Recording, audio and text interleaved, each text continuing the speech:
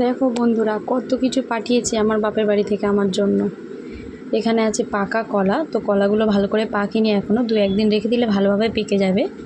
এই যে পাকা কলা, এখানে আছে আধখানা ওল, এখানে কাঁচা পেয়ারা, এখানে আছে এতগুলো পেঁপে, আর এখানে আছে কাঁচা কলা রান্না করার জন্য, তরকারি করার জন্য, আর এখানে আছে 1 প্যাকেট কেক।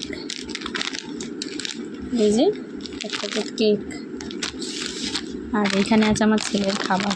তো এই খাবার আরও ছিল, আমার ছেলে কিন্তু খেয়ে নিয়েছে নিয়ে আসার সাথে সাথেই।